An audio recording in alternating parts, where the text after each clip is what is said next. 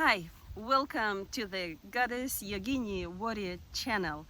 This channel is dedicated to empower women to heal their body, mind, and spirit, to connect with their inner truth, to recalibrate their instincts and intuition so they can make wiser decisions in their everyday life. And I am your host, Angelica Kalancha. All right. So today we have a very important topic to discuss. It's very dear to my heart. How to stop being a pleasing good girl. Yeah, let's take a nice deep breath. Because I think we as women, we are so relationship focused. We mothering, we focused on how other people feel. And this pattern in some women can be developed, be more pronounced than in others. In my case, this was my way to live. Yeah, it just was my way. And why I decided to break it. Let's go through the steps. Why? Because I found that it was limiting. It was a limiting way of approaching life, and in many cases I dishonored myself and stepped over myself just to please other people, just to say yes, because I had no capacity to say no. I was too scared. Inside of me, the reason I call this pleasing, not personality, it's girl, it's a young child. It is the way long time ago I learned to cope with the inner feeling of being unloved, worthless, unwanted, and that was my way to approach life. I thought that if I say no, if I have nothing to give, no one is gonna love me. No one is gonna like me. People are gonna turn against me. I have nothing inside to be loved for. And if you can hear these words, how I became a doormat. I simply became a doormat. Perhaps at school, in the beginning, this pattern served me. I had good friends. I had a good reputation being a nice, friendly person and agreeable. And I managed to mold myself and sustain long-term friendships, right? It served its purpose. It was my way of coping when I was little, when I was growing up, when I didn't know any other way. And time came that this pattern, I could see through this pattern, and for many years I felt powerless to break it. I just didn't know how to break it because it was such a strong foundation. It was just such a, I call it a drug. It was a drug. It was my way of controlling people. This is what I realized. Because I say yes, I am nice, I am pleasing, I will give to my expense, no matter what I'm gonna go and give, right? And that person is going to like me. That person is gonna, give me his or her attention. I am going to control, in other words, the other person's feelings. They're not gonna get angry with me. I was unable to handle someone getting angry with me. Okay? And it was really, it's just such a limiting pattern because you cannot please everybody. It's impossible. I tried. It just didn't work. And And yeah, it took me years. Hey? I will tell you the truth that I am 80% through breaking this pattern for myself and stepping into my power. There is still 20% which are lingering, but I managed to make a good shift in the past. Actually, in the past few months, they've been sort of like crucial for me. It's just like, boom, and I started just growing. And I want to share the steps how to do it. It's not easy, but if you set the intention, you will do it. Okay? You need to set the right intention to discover your inner power and to lift up your self-esteem and self-worth to such a degree that it doesn't really matter if the other person is gonna like you or not. That you have enough self-love overflowing through you, and you have enough self-resilience, right? And that foundation is strong that if the other person is gonna get angry or is not gonna like you for some reason, you know, you're just gonna survive. Well, and I've been proving that to myself. Many times I said no, and I thought something bad is gonna happen. So this is how ingrained that pattern was in me. Like, I thought if I say no, if I'm not gonna do it, I'm gonna die. I'm gonna collapse. Guess what? I did not. And this is what it takes, retraining this child inside, all right? And connecting to your powerful self, because it is such a pressure. We put so much pressure on that little personality inside of us to control the whole world, to control how other people feel. This is a tremendous job. When you let it go, when that child can finally relax and feel your love and feel loved and accepted for who that little girl is, right? This is when you can relax. Oh, I don't have to do it anymore. Oh my God.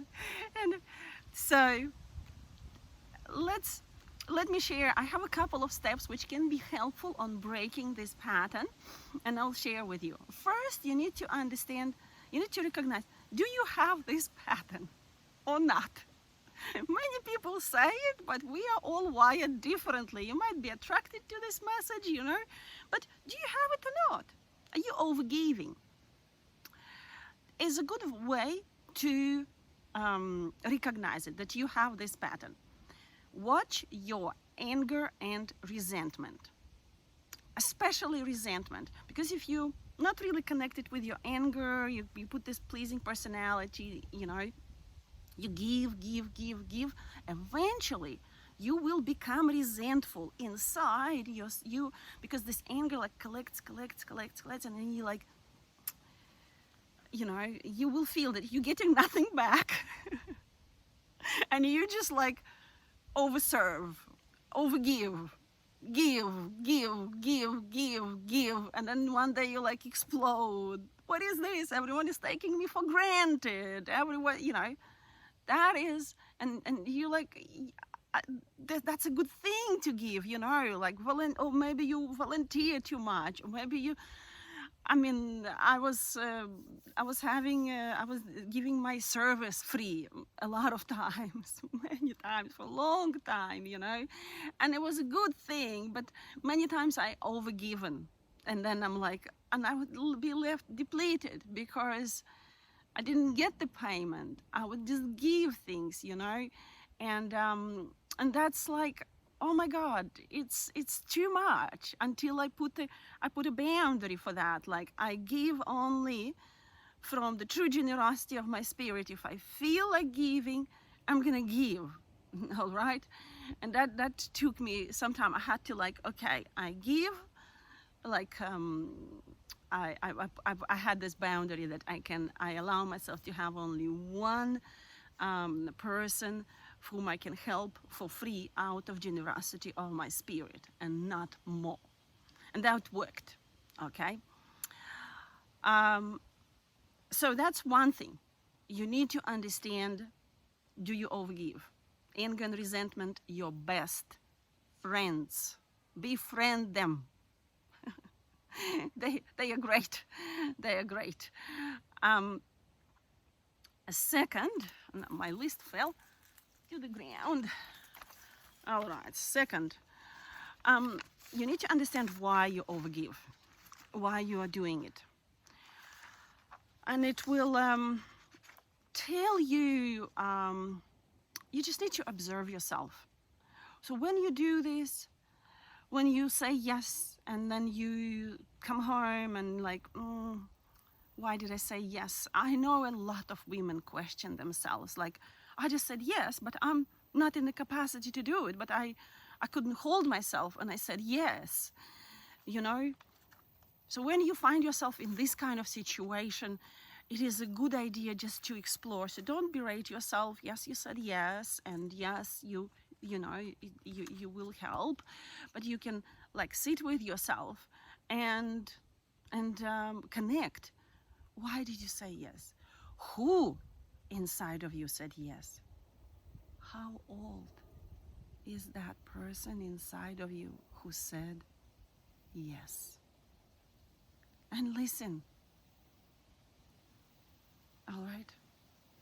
And then the next step is, what would happen if you're gonna say no? What would happen? And feel into that, because I had feelings of terror inside. I had feelings of like, no, I can't face it. It was not real. Because is it true in the current life, in the current situation, in the current moment, as an adult woman your age? How true is that feeling? You know, because it's really, it was a paradox. I'm 49 now, but I mean, I was in my late 40s, and I would still collapse into being a little girl, unable to just stay my boundaries. You know, if you can't help, you can't help. You don't have it, right? Or it just doesn't suit you. Like you might have, like you have the money, but it's just like, okay, it doesn't serve me, you know?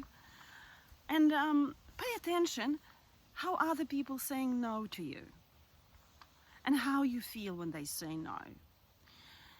You will find that I badly handle rejection. Sometimes still I would feel upset that someone said no to me. But I process it and I go through that. And that's been like that abandonment when my mom left me a long time ago. So it's like if people say no, it feels like they reject my whole personality, which is not true, which is that child just needs a little extra cuddle. I do a couple of breathings and I reassure her that she is loved and supported and everything is fine, and she comes down. All right, and sometimes it can take a couple of days and I am fine. And understand the power of no. I have a great example when people, I have many examples when people say no to me, and that's been like, oh my God, I am so glad they said no and I didn't go that way, because it would have been a disaster. Oh, I mean, how many times I prove this over and over and over again.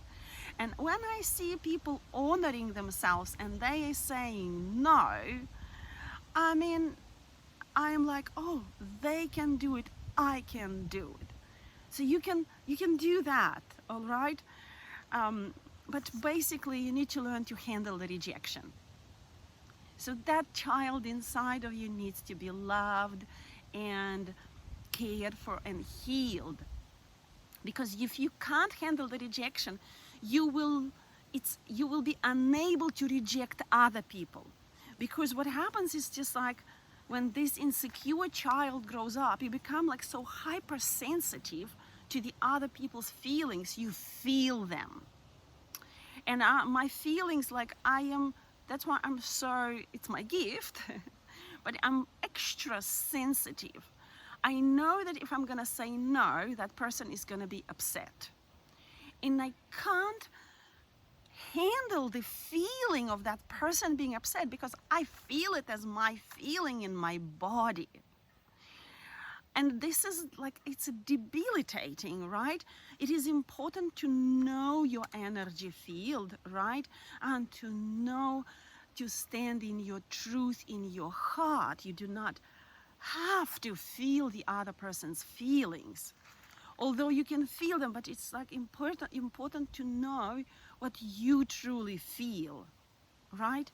It will take you time to train yourself, to slowly tune out, to slowly relax into your own power, because this extra oversensitivity is a way of control. I developed this radar. Everyone is against me. I am not loved. This place is not safe. It's like you're constantly on this constant alert. Who is going to say no to you? Who is going to... I lived on other people's smiling to me and good feelings. That was my source of love, pretty much. It's not a very reliable source, and it's very hard to maintain. It's really hard to maintain. It's just like you're gonna run out of energy eventually, or you're just gonna be depleted. All right. So that's another thing. Another question, a good question to ask is, what is going to happen if you're gonna show up in your full power? Successful. I had this belief inside of me that if other people are not sorry for me, they're just not gonna accept me and like me. I had like, I mean, it was like, people have to be sorry for me. I need to be miserable so they can accept me.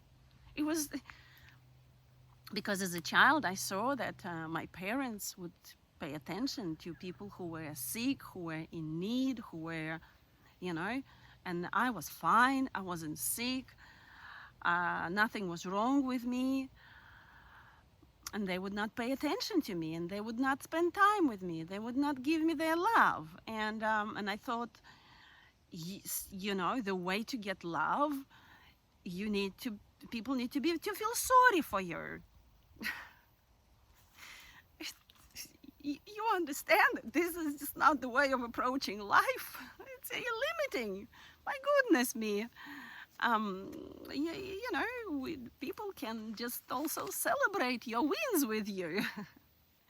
And this comes like you can start training yourself to celebrate other people's wins and then celebrate your wins, right? So what is going to happen if you show up being in your power? Meditate on that question and see what the answer you come up with. All right. Now, this pattern, there's a couple more steps I want to share. This pattern is, it's been really insidious because you understand that was my way of approaching the world, and it's a powerful drug, right? To maintain your self-esteem on the expense of controlling others and constantly overgiving. So you need to recognize when your good girl personality gets triggered. You need to start seeing that. And this probably you will need to journal and self-reflect. See in which situations she comes up. And then you can make a resolution that every time when she's gonna show up, that situation is gonna come in your life. Don't agree right away. Say that you need to think about it. say that you need to meditate on it, and then you'll come back, okay? Or because that could be the easy way out while you still rebuilding your inner capacity, because you understand that you need to have a very strong inner self-worth and strong foundation to say this. I'm saying it with sincere, like with all my heart, because it's very hard. If you've been in my shoes, you know, it's something like that child inside is very like anxious, and it would be really like hard to reparent. So that awareness is really important. And you can, when you come home and you cuddle and you think, and you during your meditations, and again, a daily practice of connecting with yourself is paramount. Without it, you just, I don't know. This is what helped me, because daily I was connecting with myself, and daily I would face then, like, why did I say yes to this? Why did I do this? You know, because it would come up in my morning sadhana, in my morning practice, that I'm just doing something which doesn't serve me. I am pulled into something which doesn't work for me. And I'm overgiving, I'm depleting myself, my resources, and I'm not thinking how to take care of my own needs. So another thing is, again, you need to know what you truly need inside, and you need to take care of your needs first. So first, like they say, you put the mask on yourself on the airplane, and then the mask, oxygen masks on everyone else. So you have to understand that you need to have enough oxygen yourself in order to help others. If you don't have enough oxygen, say no. Find the right way to say no. And you don't have to come out angry or like, this doesn't work. You can just say, for now, I am just not in a position of giving, and I can't do it. Or I don't have the capacity to do it right now for you. Sorry, you know, and that's all. And that's a no, okay? Unless you want to go right and say, you know what, I can't do it. That's it. And this is where I am learning, because when we start giving too much explanation, I would say no, and I would start explaining, and still with that explaining, I am still trying to manage the other person's feelings. Understand that the other person can feel whatever. This is kind of like nice Russian accent. Whatever that person wants to feel, let that person feel. Do you want someone to control how you feel? No. You know, you know, many times my daughter comes to me and is like, can I ask you something? I'm like, yeah. But she's like, can you promise me that you're not going to get angry? And I say, no, I can't. Because in the past I used to say, okay, I will not get angry. But then I'm like, wait a minute, but if I'm going to get angry, I'm just going to get angry, and I will share with my daughter that, look, I just feel angry right now. So I know I need to make my anger okay. I'm not going to attack her or anything, but I want to train my daughter to actually handle anger. It's okay if someone's going to get angry with you. I mean, look, they have the right to be on their anger and to feel their anger, and it's fine, you know. You can handle that. Again, this is you need to feel your senses and everything. Obviously, you're not gonna go and confront someone who is like under the influence or something when they can potentially bash you. You don't want to do that. I'm talking about like the sort of like sensible situations, like in the regular day interactions, okay? Providing you feeling safe, because you don't want to like go to the opposite and like no to everyone coming up with a sword. And this was my way of dealing. I would be either a doormat or like or like I would, my doormat would just exceed the capacity, and then I would come out like angry and with rage. So from time to time, I would be just raging and like, no, I'm not doing it. There's no one, everyone is walking over me. And this was my behavior, erratic behavior, because I would pile up that anger and pile up all that resentment until it would nowhere to hold it, and it would just erupt. Okay? And the true solution is to heal, connect inside, connect with your anger and resentment, and embrace your powerful self.